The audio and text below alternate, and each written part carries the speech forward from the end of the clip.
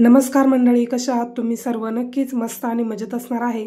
तर गावाकडचा हा शेवटचा व्लॉग असणार आहे. याआधी तुम्ही 2 व्लॉग पाहिले असतील. एक म्हणजे रामच्या बर्थडेला जे काही गिफ्ट्स भेटले होते त्या रिलेटेड मी एक व्लॉग बनवला होता आणि त्यानंतर मग जी काही शॉपिंग केली होती मग त्यामध्ये 2 पीस 3 पीस किंवा कुर्ती याचा सर्वाचा मिळून एक व्हिडिओ केला होता आणि ते 2 व्हिडिओ या व्हिडिओच्या आधी मी ऑलरेडी पोस्ट केलेले आहेत. आय होप की तुम्ही ते पाहिले असतील.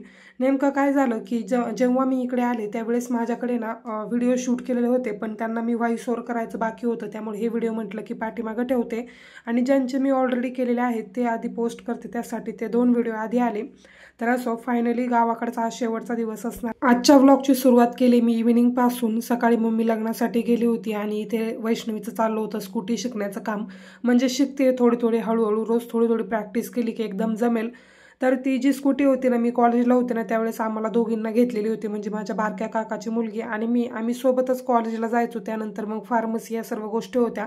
तर त्या गाडीची मला इतकी सवय झाली होती ना, कारण की शुरूमध्ये असताना जॉबला सुद्धा मी त्या गाडीवरतीच जायचो आम्ही दोघीजणी, आणि कॉलेजला असताना एक्झाम वगैरे किंवा डेलीच आम्ही घेऊन जायचो, कारण की पार्किंगची वगैरे जे आहे व्यवस्थित सोय तिथे होते, त्यामुळे काही अडचण नव्हती. आणि आता इतकी जुनी झाली आहे की म्हणजे ज्यावेळेस आम्ही घेतली होती ना त्यावेळेस सुद्धा सेकंड हँडच घेतली होती आणि इतकी चांगली आणि छान लागली की अजूनसुद्धा चांगलीच आहे.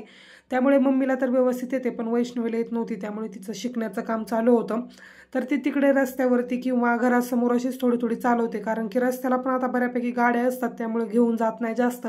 पण आज गेली होती आणि चांगल्या प्रकारे तिला जमायला लागली आहे. आता हळूहळू जशी प्रॅक्टिस करेल तशी कोणती गोष्ट जमते. तर तसं आहे. दिवसभर तर सर्व कामानिमित्त बाहेरच असतात, पण इव्हिनिंगच्या वेळेस सर्वजण घरी यायला लागतात. जसं जसं अंधार पडायला लागतो तसं रामचं तर इथे सारखं खेळणंच चालू आहे. दिवसभर कोण भेटेल आणि कोण मला उचलून फिरायला घेऊन जायला अशा शोधात राम दिवसभर फिरत असतो. इथे आम्ही बसलो होतो ओट्यावरती आणि त्याचं तिथे खाली खेळण्याचं काम चालू होतं. खाली बऱ्यापैकी खेळतो, पण त्याचा एक प्रॉब्लेम आहे, तो म्हणजे खाली जर खेळायला गेला ना माती खडे असे उचलतो आणि अचानक तोंडामध्ये घालतो. त्यामुळे भीती वाटते आणि आपण काही बोललो का मग रडायला लागतो. त्यामुळे त्याच्या सोयीने कधीतरी घ्यावं लागतं.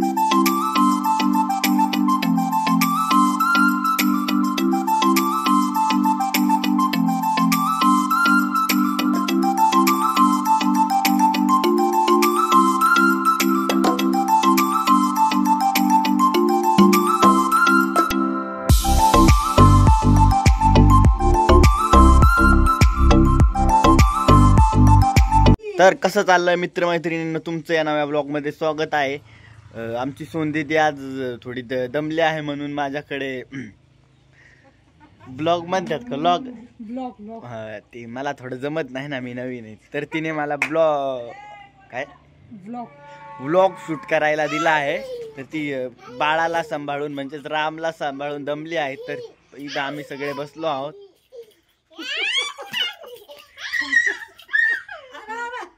इथे मामाची आई बसली आहे. काय फोटो काढतो? What is your name? What is your name?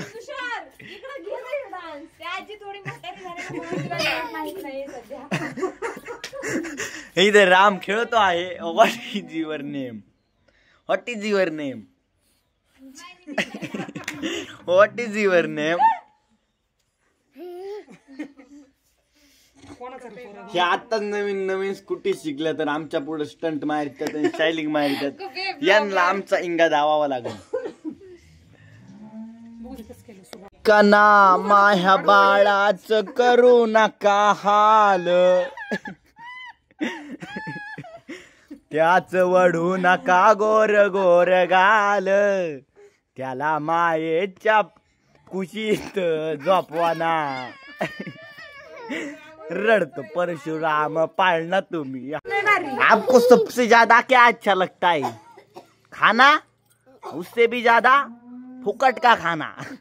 तर चला, आता निघालो आहोत आम्ही पुण्याला आणि फायनली जे काही आरामाचे दिवस होते ते संपले.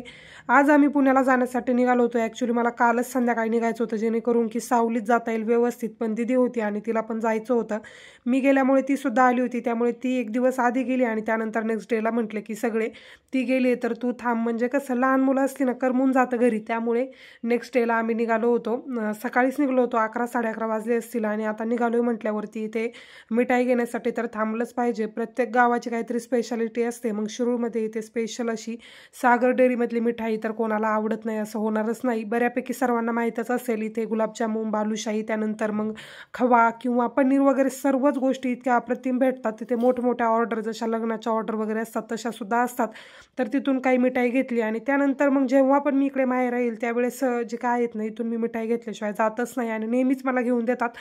आणि छान टेस्ट वगैरे सर्वच अप्रतिम असतं, एकदम फ्रेश सर्वजण भेटतं. त्यामुळे तिथे थांबून त्या गोष्टी घेतल्या आणि त्यानंतर आम्ही निघालो.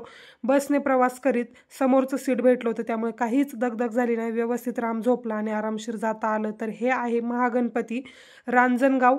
बऱ्यापैकी तुम्ही अष्टविनायकमध्ये पाहिलं असेल. खूप जवळ आहे आम्हाला, अर्ध्या तासामध्ये शिरूमधून इथे पोहोचतो. बाहेरून दर्शन घेतलं छान आणि त्यानंतर मग पुढच्या प्रवासाला लागलो. महागणपतीचं जवळच मंदिर आहे त्यामुळे नेहमी जाणं व्हायचं कॉलेजला वगैरे असताना, पण आता काही जास्त जाणं होत नाही.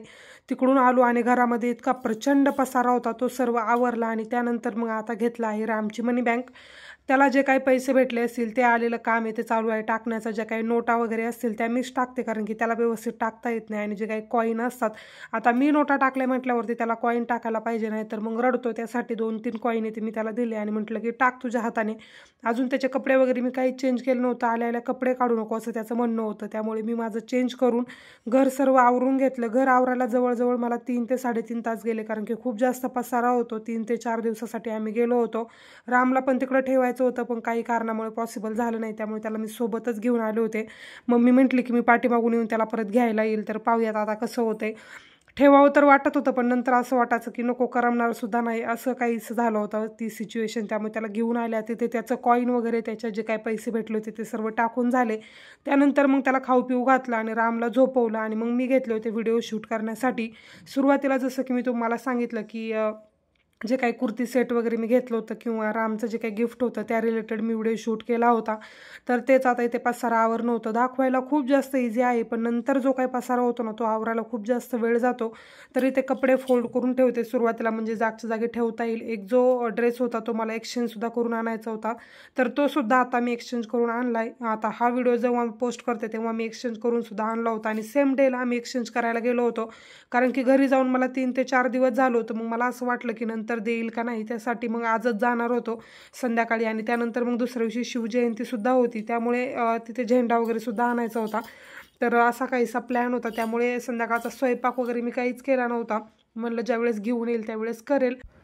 रामचे जे काही गिफ्ट्स होते ते सुद्धा मी काही ठेवून देणार होते. यातले 1 ते 2च मी रामला यूज करण्यासाठी काढले होते कारण की त्याला बाकीच्या गोष्टींमधलं अजून जास्त काही कळत नाही.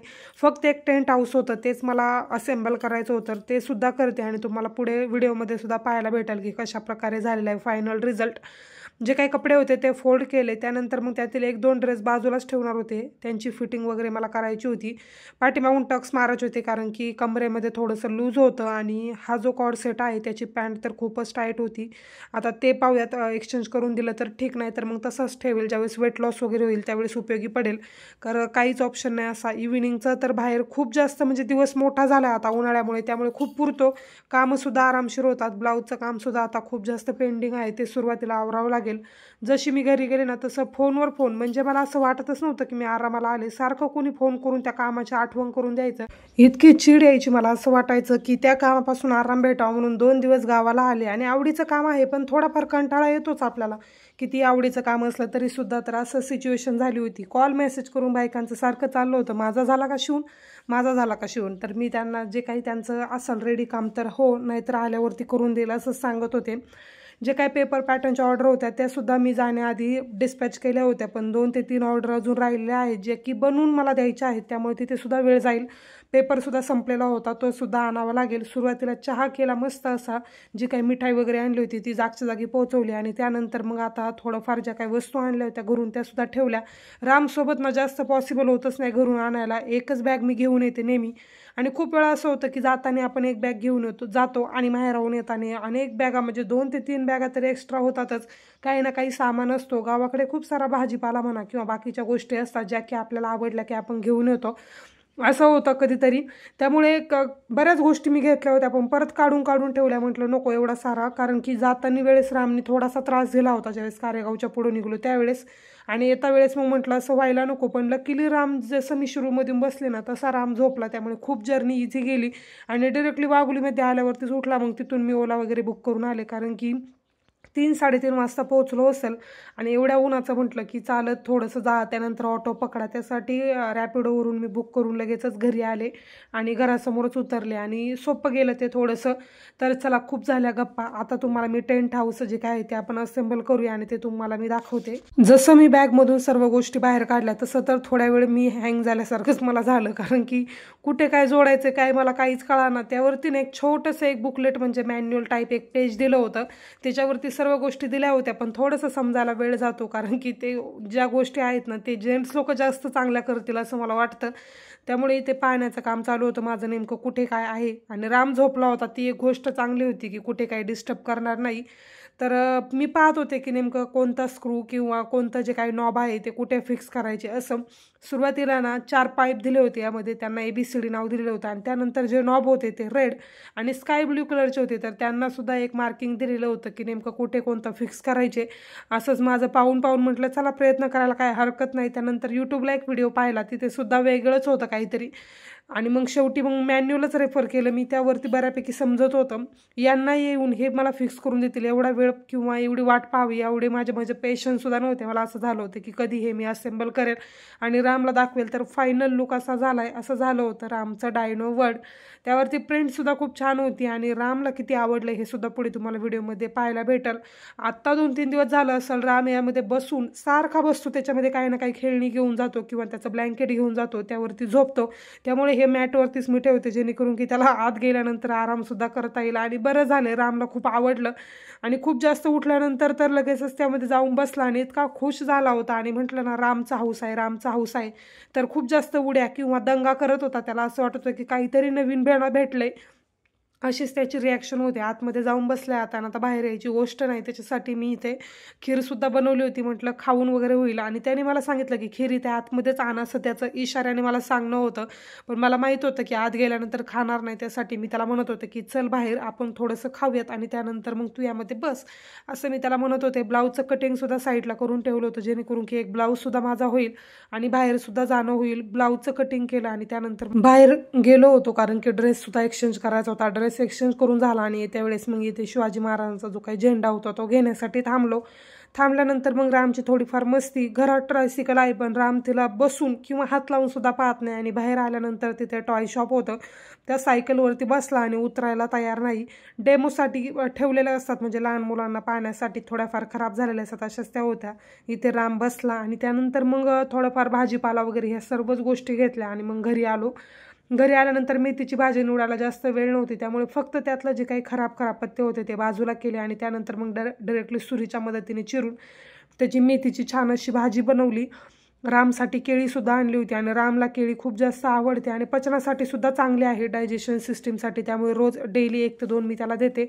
त्यासाठी थोडंफार स्नॅक इथे मी काढून ठेवले, थोडंसं फरसाण आणि त्यानंतर मग लाह्या मुरमुरे जे खाईल ते. आणि माझा स्वयंपाकसुद्धा साईड बाय साईड चालू होता. तर चला, असा होता आजचा व्लॉग. कसा वाटला ते मला कमेंट करून नक्की सांगा.